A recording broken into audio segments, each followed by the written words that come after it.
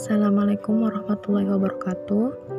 Perkenalkan, nama saya Riana Listanti dengan NIM 20070160093 kelas psikologi 1C. Di sini saya akan menceritakan tentang riset saya mengenai hamil pada usia 16 atau 17 tahun. Guna memenuhi tugas ulangan akhir semester mata kuliah psikologi perkembangan yang diampu oleh Ibu Hajah Siti Hikmah. Oke, langsung saja kita simak ceritanya. Cekidot. Halo teman-teman, perkenalkan nama saya Juwairia. Saya tinggal di desa yang sangat erat dengan kerukunannya serta kedamaiannya. Saya berasal dari keluarga yang sederhana, namun didikannya sangat disiplin. Pada zaman dahulu, tepatnya pada tahun 1985, di desa saya banyak orang yang nikah muda karena pada saat itu pemerintah masih membolehkan nikah pada usia dini di bawah usia 17 tahun. Mengapa menikah muda? Karena pada zaman dahulu ketika kita menyukai seseorang, maka kita langsung dinikahkan. Tidak ada yang namanya pacaran terlebih dahulu, karena itu menghindari perbuatan zina. Dan pada saat itu saya menyukai laki-laki yang ada di desa sebelah.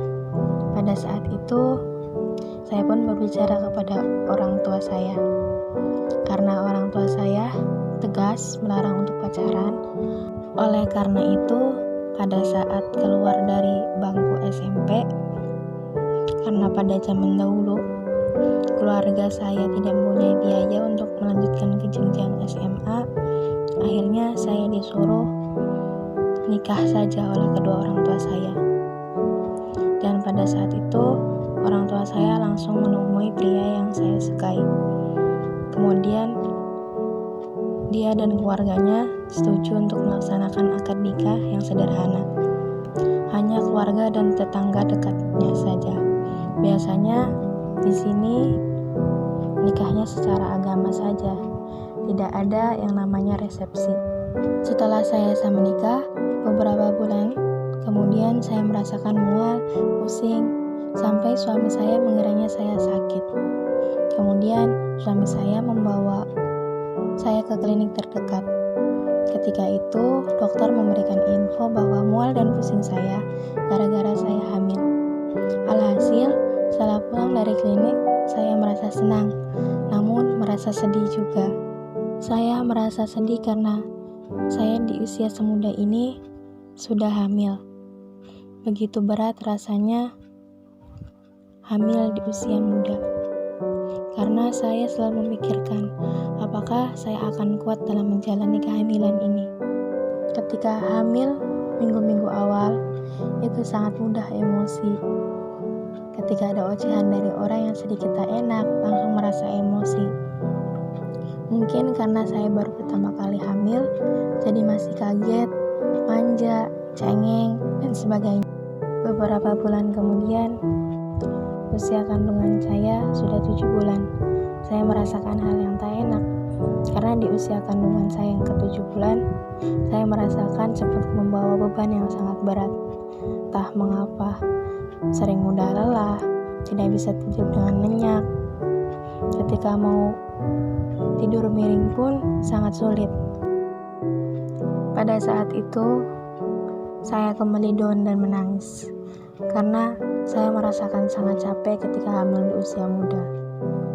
Kemudian, orang tua saya selalu menasihati saya kembali.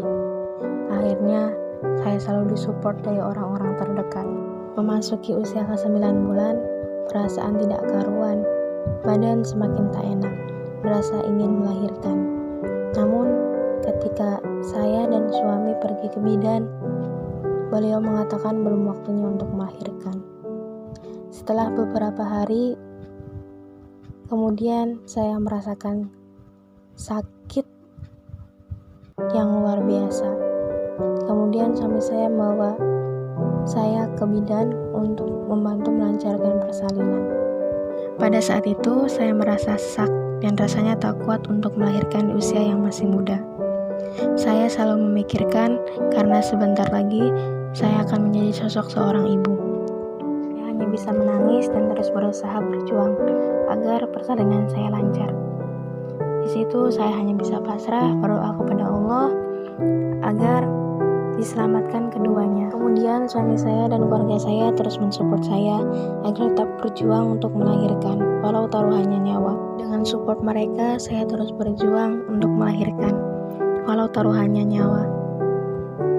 Alhasil, semuanya selamat. Walau setelah melahirkan saya sempat pingsan sejenak karena terlalu banyak tenaga dan pikiran yang terkuras. Setelah beberapa jam kemudian, saya sadar dan saya melihat buah hati saya. Saya tak menyangka akan menjadi sosok seorang ibu. Pada saat itu, saya belum berani untuk menggendongnya karena belum berpengalaman dalam menggendong dan mengurus bayi. Untungnya saja, saya mempunyai kedua orang tua serta mertua yang baik karena saya mensupport saya dari awal kehamilan sampai melahirkan. Mungkin itulah cerita singkat yang pernah saya alami beberapa puluh tahun yang lalu.